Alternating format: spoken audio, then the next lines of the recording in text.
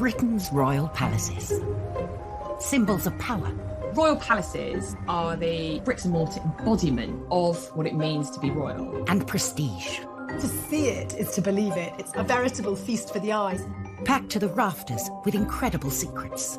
From royal courtships to royal births to royal marriages and scandals, the palaces have played host to all of that.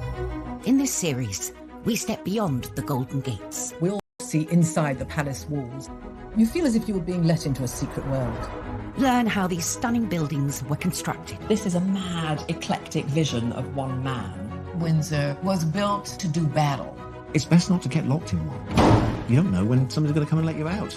Unveil their spectacular artworks. The royal collection is simply stunning. The story of the tiara is like a spy mystery. We can only imagine how excited the Queen must have been. Delve into their gruesome histories. Frankly, you're going to cut the head off a king. It's got to be done in a palace. And revisit recent events that have shaped the modern royal family. I could see that his legs were trapped. Camilla was one of the most unpopular women in the country. To see those images of the castle in flames, there was an emotional impact for the nation. This is The Secrets of the Royal Palaces.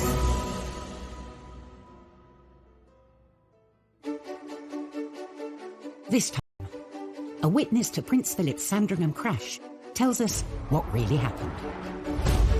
The driver couldn't move at all. It was quite obvious then that it was Prince Philip. We uncover the secret history of the Queen's tiara and its role in the Russian Revolution. The story is straight out of a spy novel. We discover the hidden security protecting the future king. If you ever go to Highgrove, you won't see the security. It's invisible. We reveal how a palace became a prison for a future queen. Wonderful, marvellous Kensington Palace was to Victoria a miserable place. We peek behind the scenes at the exotic seaside pleasure dome, plundered to decorate Buckingham Palace. This is a mad, eclectic vision of one man and his fantasy of the East. And discover why the king hid in a cupboard and then lied about it. They would want to think of their king as this nervous man in a tiny box room. The British royal palaces are the star attraction for millions of visitors to the UK each year. Now, we all want to see inside the palace walls. It's somewhere that very, very few of us are going to get in our lifetime. Some royal palaces are frequently open to the public, but others are rarely accessible, like the Royal Sandringham Estate. The Queen and Prince Philip spend the winter months at Sandringham and enjoy the freedom the vast estate provides, often driving themselves around. It's very normal to see the Queen and Prince Philip driving around, and no one bothers them, and that's why they love it. However, in January 2019, all that changed when 97-year-old Prince Philip was involved in an accident. It was a collision of some force. Prince Philip crashing his car on the Sandringham estate was one of the most shocking stories I think I've ever covered. It was a sunny day in January, so the sun was very low. He was turning onto a main carriageway and he hit a Kia which was carrying 2 women and a baby. The prince's vehicle flipped onto its side and came to a stop on the shoulder of the road, while the car ended up a few feet away, nosed into a ditch. It was clearly a high-speed crash as he pulled out into the traffic. One eyewitness was on hand to help the prince. I could see that it was an elderly man. I shouted, "Move your leg," and I heard the reply, "Where to?" The driver couldn't move at all, so I gave it a tug and it freed the leg. Put my forearms under his arms and helped him out backwards. It was quite obvious then that it was Prince Philip. Norfolk police responded to the scene immediately to find a badly shaken prince. This crash was treated like any other crash would be treated. He may be the Duke of Edinburgh, but Prince Philip was breathalyzed, as anyone else involved in the crash would be, and he was then allowed to return to Sandringham. Soon after the crash, attention quickly turned to why the 97-year-old was behind the wheel in the first place. I think it really brought home how old the Duke of Edinburgh is, and really, should he still be driving? His cause was not helped by the fact he was spotted driving without a seatbelt 2 days later. To everyone, it seemed that both the palace and Prince Philip hadn't taken the crash particularly seriously. Buckingham Palace, in their statement, totally downplayed the seriousness of the crash. Following a public backlash, Prince Philip agreed to give up driving on public roads. He can still drive on the Queen's estates, such as Sandringham and Balmoral. I think for anyone, having to hand in your licence is a big deal. This is a man who was a commander of Royal Navy ships. He's a pilot.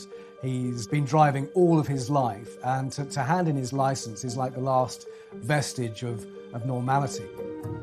Driving on public roads. Don't feel too sorry for them because they've got plenty of private roads on their various estates that they can drive on. These vast estates mean the royal couple can still surprise high-profile palace visitors by becoming their personal chauffeurs. During the Obama's 2016 visit to Windsor, the president even commented on Prince Philip's driving. So this room is full of mirrors. Where would you like to? Prince Philip famously took President Obama for a drive when the Obamas were here in the UK on a state visit, and Barack Obama released a statement saying that he had never been driven by a Duke of Edinburgh before. This was a first for him, and he could report that it was a very smooth ride. But up at the Balmoral estate, the Queen got a less than favourable review when she chauffeured a foreign king. The King of Saudi Arabia was in the UK for a visit back in 1998. Now, at that time, women in Saudi Arabia weren't allowed to drive. So not only did the King have to sort of get his head around this rather bizarre concept, the Queen is also quite speedy when she gets behind the wheel. And at one point, I think he had to ask her to just slow down a little bit.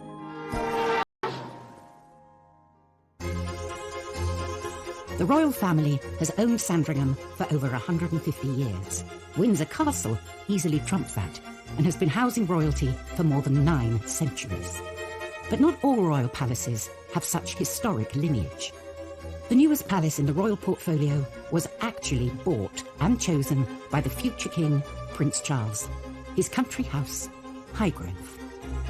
For Prince Charles, Highgrove is really just home. It's where you kick your shoes off, put your slippers on, get yourself a cup of tea or coffee or a beer and enjoy yourself. It is certainly his #1 home. It has a nice sort of lived-in feel. It's the place where Charles really likes to go to more than anywhere. But one thing sets Highgrove apart from other royal residences. He bought it. When Prince Charles bought Highgrove in the 1980s, I think it was a surprise to everybody. The royal family do not purchase homes, they inherit them. When Highgrove, near Tetbury, came on the market, Charles snapped it up for £865,000. For Charles, it ticked all the boxes as far as architecture, perfect location, and not enormous, 9 bedrooms, kind of manageable. Previous heirs to the throne had opted for the grandest properties on offer, like Carlton House in London and the Sandringham estate. Looks back at some of his predecessors, certainly Highgrove would not be seen to be suitable at all. For a royal mansion, Highgrove is actually quite small. Buckingham Palace has 775 rooms, and Windsor Castle has Charles saw there was potential, and he could make it his own. The house isn't architecturally that precious. You can carve whatever kind of house you want out of it, and that's what Charles was looking for. Not a set piece, not to show off, but to make a home from.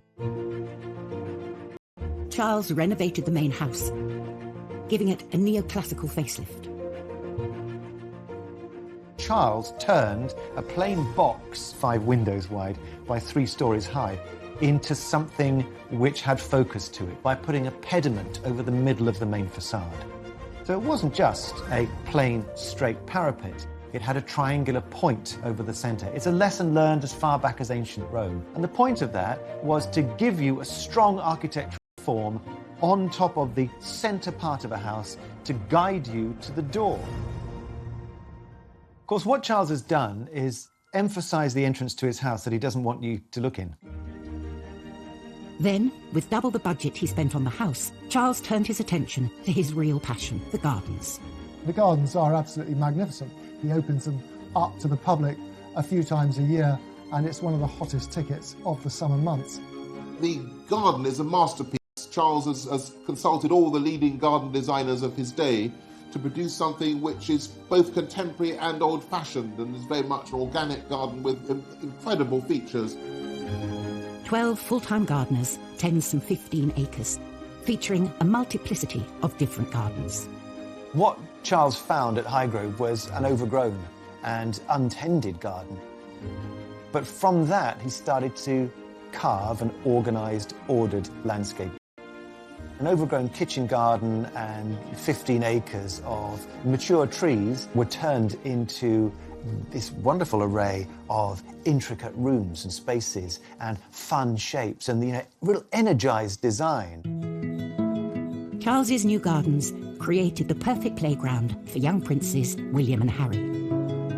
They included the sundial garden, a kitchen garden, and a 4-acre wildflower meadow, which is still flourishing today.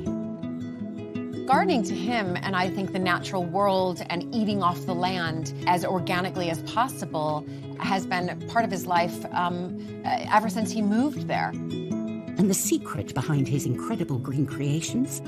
Well, it might just be His Majesty's royal compost. The Prince was particularly pleased to show me his sewage garden. So the Prince had heard about reed beds, which deal with the sewerage in an organic way. And so that's what he has now. These large but very beautiful reed beds where the bodily waste, which he uses. I think it's great. I mean, who knows? Is the royal sewage, sort of some of the best fertilizer in the world? Coming up, how and why Prince Charles turned his country palace into Fort Knox. People like Prince Charles were very much top of the IRA's hit list. And how Sandringham was secretly transformed into a radio station for a king's speech. This whole broadcast is a white-knuckle ride for the BBC's engineers. You've got telephone lines to book, you've got transmitters that need to be working. Microphones were enormous. These big metal contraptions, sometimes on wheels, with lots of cables. It's an amazing engineering feat.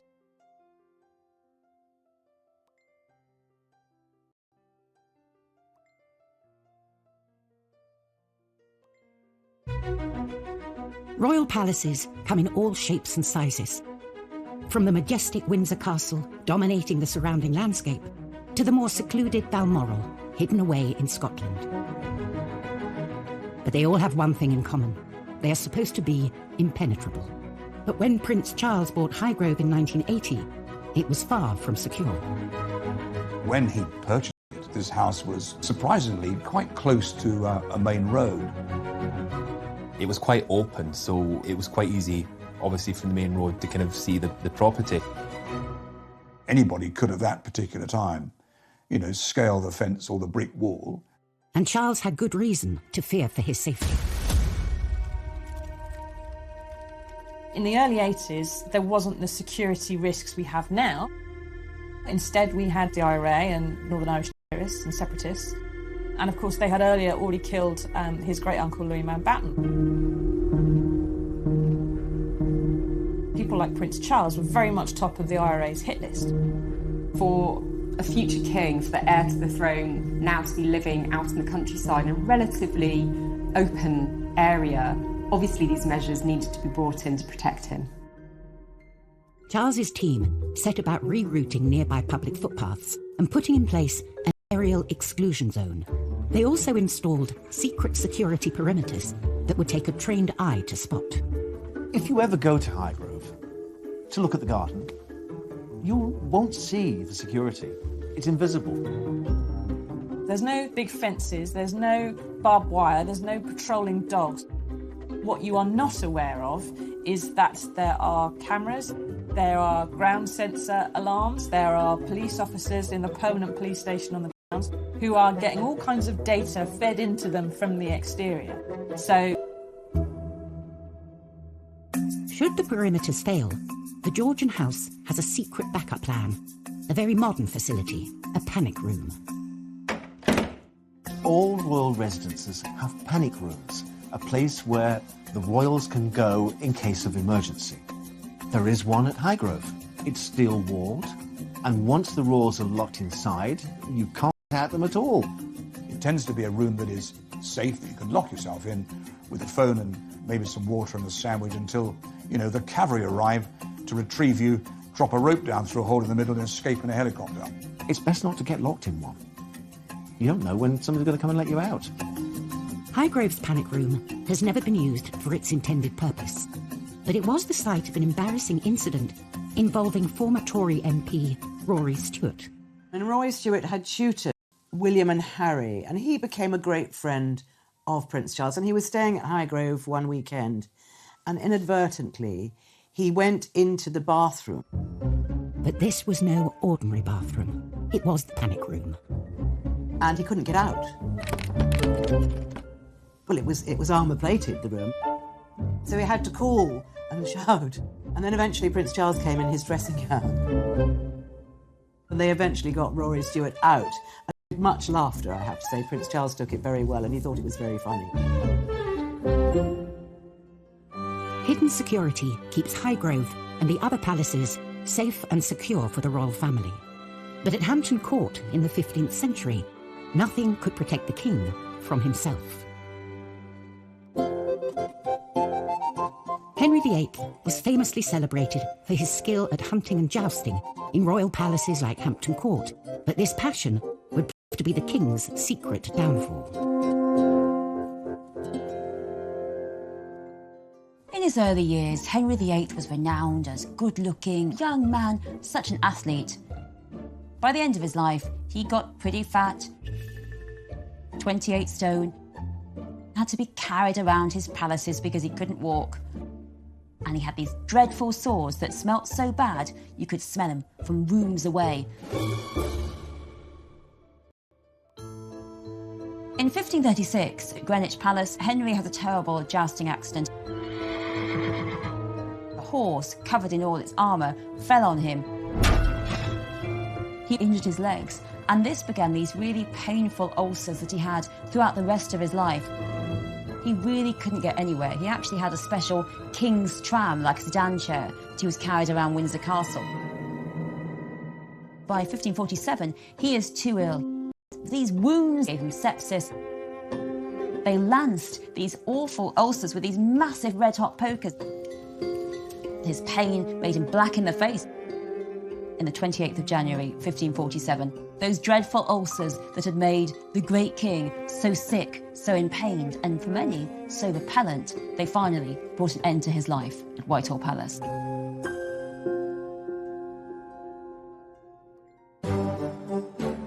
What happens behind the palace walls is often shrouded in mystery for years after the monarch involved has died. But in 1932, Sandringham witnessed a major event that would forever alter the way the royals communicate with us, their loyal subjects. King George V was monarch during a deep economic depression for the UK and the world. The country was in dire straits. There'd been a big financial crash in the late 20s. The political situation in Europe was not as good as it should be. The Dominions were given more independence from Parliament at Westminster, and so the empire was just starting to turn into something looser, the Commonwealth. It was an era of rapid change. The faltering British Commonwealth desperately needed reassurance from their king that everything would be okay. George V had to be that figure to unite the people. He needed to consolidate his position in the new empire and the new Commonwealth. It is a deep pleasure to us. But the king was nervous. While his son, George VI, would famously dread public speaking thanks to a lifelong stammer, it was the groundbreaking new radio technology and its long reach that was putting this confident king off his game. His audience was vast. It was probably the largest audience anyone in the world had ever had up to that point. Prime Minister Ramsay MacDonald finally persuaded the king to give his inspiring address to the UK and the Commonwealth. The date was chosen, the 25th of December. Christmas Day was the most important day of the year for the BBC. The day centred on an extraordinary series of outside broadcasts from all across the empire and all across Britain. This hour-long technological extravaganza was to culminate in the King's address. The King always spent Christmas Day at Sandringham, so this royal home had to be transformed into a temporary radio station. This whole broadcast is a white-knuckle ride for the BBC's engineers. You've got telephone lines to book, you've got transmitters that need to be working. Microphones were enormous. These big metal contraptions, sometimes on wheels, with lots of cables. It's an amazing engineering. Break Christmas Day broadcast live from Sandringham. And the king had a secret up his sleeve. Coming up, the first royal Christmas broadcast from a palace takes place in a cupboard. It's about that projection that you give to the public. And secret skullduggery at the palace leads to murder. Windsor Castle becomes the site of the biggest royal double cross in Tudor history, if not history itself. The world has ever had to that point. Prime Minister Ramsay MacDonald finally persuaded the king to give his inspiring address to the UK and the Commonwealth. The date was chosen, the 25th of December. Christmas Day was the most important day of the year for the BBC. The day centred on an extraordinary series of outside broadcasts from all across the empire and all across Britain. This hour-long technological extravaganza was to culminate in the King's address. The King always spent Christmas Day at Sandringham, so this royal home had to be transformed into a temporary radio station. This whole broadcast is a white-knuckle ride for the BBC's engineers. You've got telephone lines to book, you've got transmitters that need to be working. Microphones were enormous. These big metal contraptions, sometimes on wheels, with lots of cables. It's an amazing engineering feat.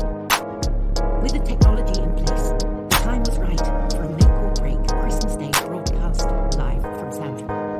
And the King had a secret up his sleeve. Coming up, the first royal Christmas broadcast from a palace takes place in a cupboard. It's about that projection that you give the public. And secret skullduggery at the palace leads to murder. Windsor Castle becomes the site of the biggest royal double cross in Tudor history, if not history itself.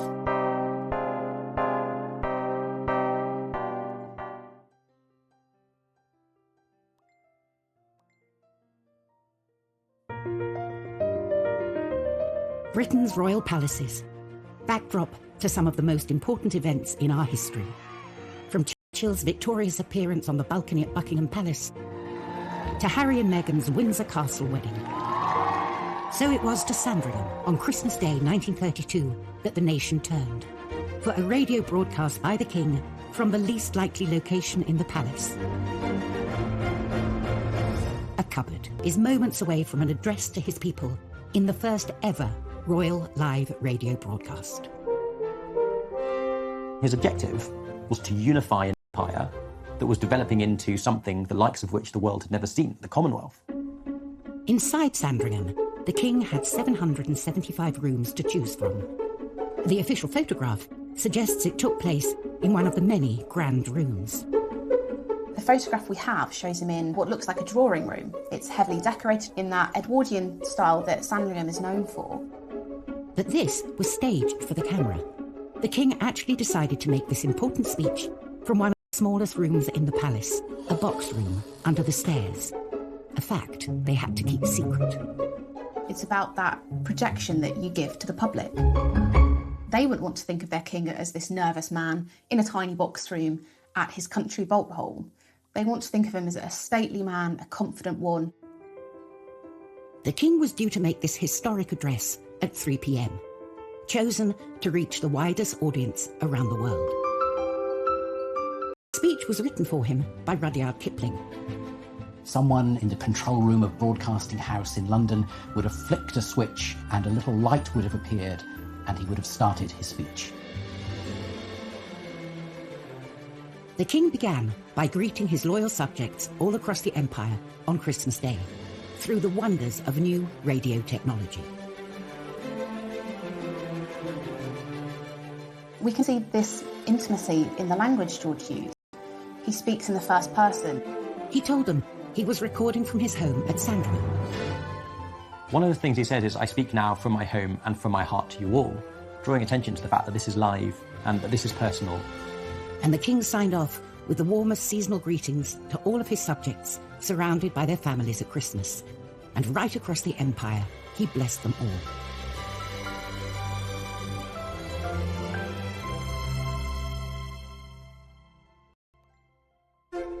The Christmas address, broadcast from inside a tiny royal box room, was a success, with a global audience of 20 million people tuning in. People could actually hear the king speaking in their own homes through the wireless set. This was revolutionary, and it did definitely bring the king much closer to them. It's an absolutely brilliant speech. It's well written, it's well delivered. As far as speeches go, you couldn't ask for anything more. And I don't think he'd ever delivered a speech as important in his life, and I don't think any of his ancestors had.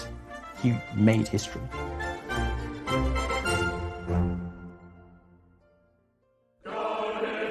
Sometimes, the palaces are used as the staging point for much more damaging deceits and downright lies. Was Henry VIII's great deception. After breaking away from the church in Rome, Henry started plundering the monasteries, leaving the Catholic faithful in uproar. It's really very upsetting to many people in the country who feel that Catholicism is the true religion. So there began to be an uprising led by Robert Aske, a northern landowner. They take Pontefract Castle. They've got 35,000 men. It becomes known as the Pilgrimage of Grace. Henry flees to Windsor, and there he makes a plan. Henry invited Robert Aske to this marvellous Christmas at Windsor Castle.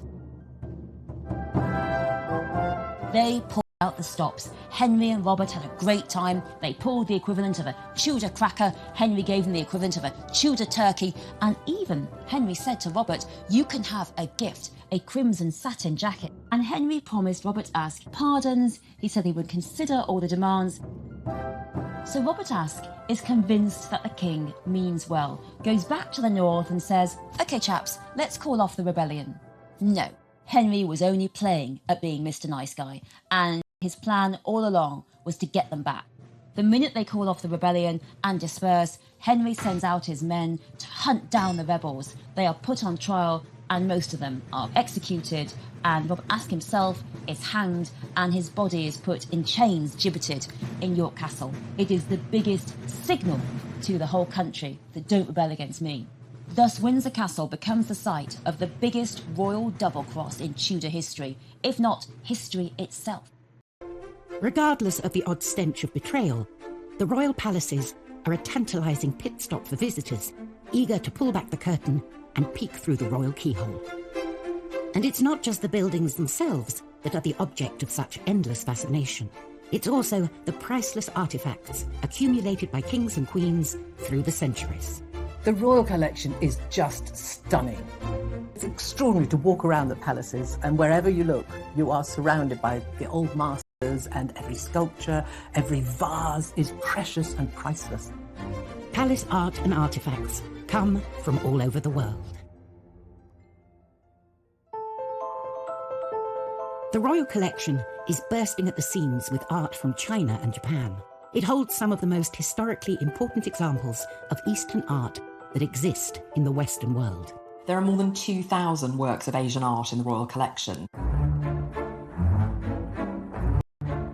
While many monarchs have added to the extensive collection, most of the Chinese and Eastern-inspired art was collected by George IV. But he was also hugely satirised by the public and the popular press. He was large, he was gouty, he ate too much, he drank too much. Although he was controversial, the things he'd left behind are very impressive. George IV was a huge patron of the arts and one of the greatest benefactors of the royal collection. He was interested in what was going on elsewhere in the world, and he tried to draw all of that into Britain to make it a more cosmopolitan place. And his tastes are obviously approved of by today's royal family. Tucked away in one of the Queen's private rooms at Buckingham Palace, are two pieces bought by George IV. This beautiful pair of porcelain pheasants were made in 1815. They'd been made in a place called Jingdezhan in China, which was the greatest production centre of ceramics since the 14th century. They're startlingly contemporary in a way. Their positioning with this sort of upright thrust of the beaks, the way that the claw grips onto the stalk beneath, it's got a real dynamism to it, but it's also very stylised. And then just having that variegation of colour, the sort of shimmer of the different feathers alongside each other, I think they're really beautiful. Now they peer over the Queen's shoulder at her visitors, as if they have always belonged there. But this wasn't the first royal palace that these birds were displayed in. They originally came from a different place, a forgotten palace kitted out by George IV.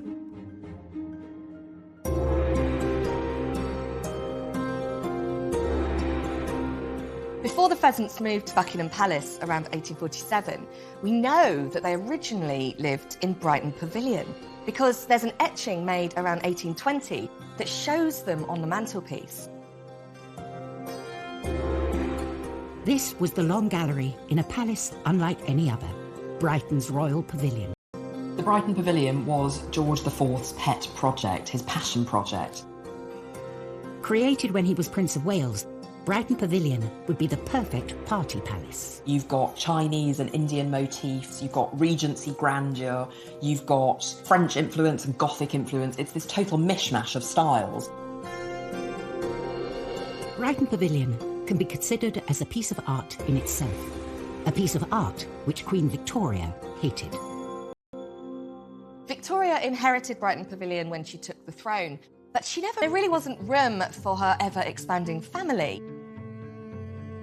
Victoria ended up selling off Brighton Pavilion for just £53,000. She took all these beautiful objects out of Brighton Pavilion, and that is how the porcelain pheasants end up in Buckingham Palace. The porcelain pheasants have been a permanent fixture at Buckingham Palace for over 170 years. Beautiful reminders of a long-lost royal pleasure palace. They are a testament to how artworks have this long history and story all of their own.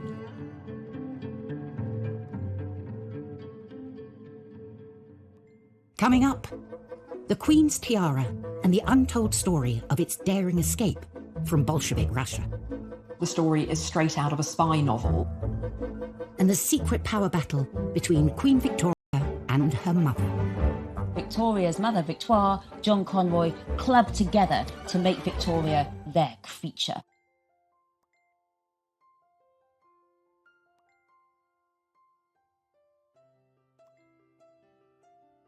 Project, his passion project. Created when he was Prince of Wales, Brighton Pavilion would be the perfect party palace. You've got Chinese and Indian motifs, you've got Regency grandeur, you've got French influence and Gothic influence. It's this total mishmash of styles. Brighton Pavilion can be considered as a piece of art in itself, a piece of art which Queen Victoria hated. Victoria inherited Brighton Pavilion when she took the throne, but she never really liked it. She said that the rooms were too dark, the ceilings were too low, and there really wasn't room for her ever-expanding family. Victoria ended up selling off Brighton Pavilion for just £53,000. She took all these beautiful objects out of Brighton Pavilion, and that is how the porcelain pheasants end up in Buckingham Palace. The porcelain pheasants have been a permanent fixture at Buckingham Palace for over 170 years. Beautiful reminders of a long-lost royal pleasure palace. They are a testament to how artworks have this long history and story all of their own.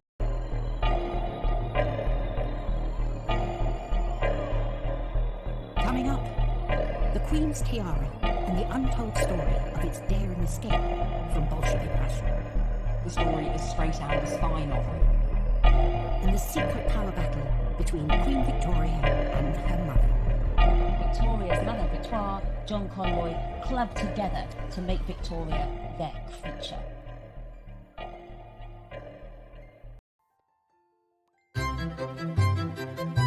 The royal palaces play host to the most glamorous events every single year. The ballrooms and gardens of Buckingham Palace are packed with dignitaries decked out in their finest, all eager for a moment with Her Majesty. It's really an opportunity for the who's who to rub shoulders, people get dressed up. I think everybody hopes to get a photo op with at least one member of the royal family. For these occasions, the Queen will often break out her most fabulous show-stopping jewels to greet her distinguished guests. When the Obamas visited in 2014, we got to see the Queen at Windsor in one of her favourite headpieces, the Vladimir tiara. It's a really elegant, timeless piece filled with diamonds. There are 15 circles connected by a wavy band that intersects them, and 15 enormous teardrop pearls hang from the loops, each of which is worth thousands of pounds. Behind its shimmering exterior lies an untold story of glamour, intrigue, and daring adventure. The story of how the tiara got into the hands of the British royals is something a bit like a spy mystery. The story began in Russia in 1874. It was made by the imperial jewellers to the Russian royal family for Maria Pavlovna, the wife of Grand Duke Vladimir, the Tsar's brother. But after the revolution of 1917, Communist Russia was no longer safe for aristocrats as wealthy and prominent as Maria Pavlovna. When the Russian royal family came tumbling down, she hid her precious jewels in a secret compartment within her home, escaping with just her day jewels. The Grand Duchess was the last Romanov to escape Russia, dying in France in 1920. Her family had lost everything, except for the jewels. Hidden in a secret alcove in her palace, the tiara was under the noses of the Bolshevik government for many years. Her son, Grand Duke Boris, persuades an art dealer friend of his to smuggle themselves into the country and get the jewels out. And then miraculously transports them 1,300 miles back across Europe, hidden in a leather Gladstone bag, all the way back to London. Queen Mary bought the tiara for £28,000. Now, that's about the equivalent of £1.25 million today, a huge amount. It can also be worn with a stunning set of green emeralds and drops that came from her own family's cache of gems. These family heirlooms, known as the Cambridge Emeralds, were amazingly won in a charity raffle in Germany by Queen Mary's mother, Augusta, a German princess and the first Duchess of Cambridge. In 1953, the newly crowned Queen Elizabeth inherited the tiara directly from her grandmother, and it has been a royal favourite during her reign. The Queen wears it all those different ways, and each time it feels like a fresh new piece. There is a Vladimir tiara to suit every occasion. She opted for green with the Cambridge Emeralds when she hosted the Irish Tea Shop at Buckingham Palace in 2014. With a value in excess of £10 million, it's secured in a secret vault the size of an ice rink, 40 feet below Buckingham Palace.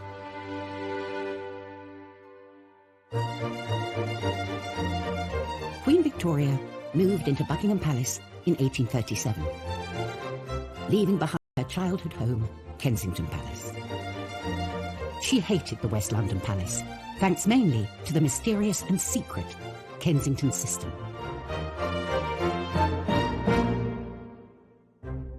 So Victoria's father died when she was very young, and Victoria's mother, a German widow, becomes very reliant on this chap called John Conroy, who really is the baddie of the piece.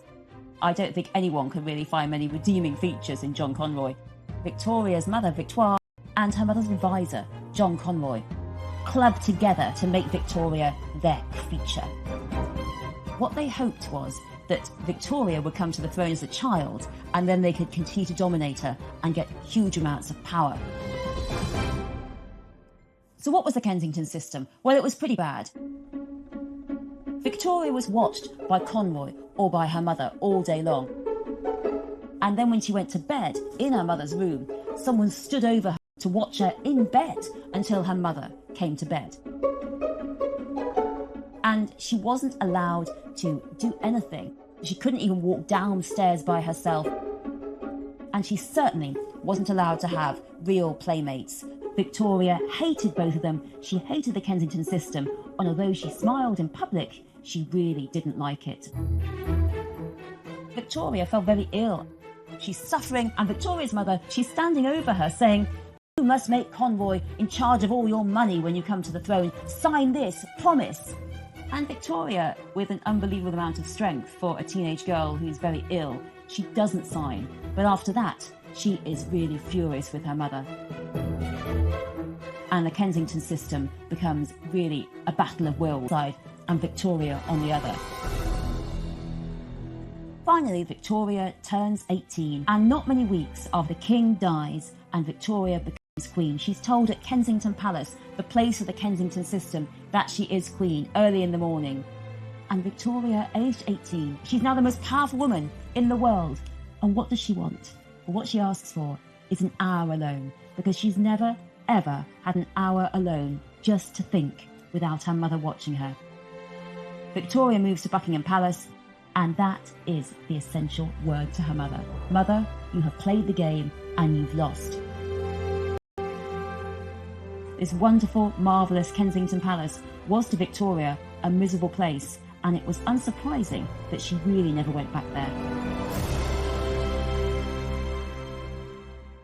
Next time, we uncover the secrets of the ever-expanding family housing complex at Kensington Palace. They turned it into an architectural monster. We meet the master craftsman who took on the tricky Windsor Castle restoration. My blood pressure went up and I went grey in the process. And we reveal some of the oddest gifts the Queen has ever received. She was given a crocodile and her private secretary had to put it in his bath on Britannia.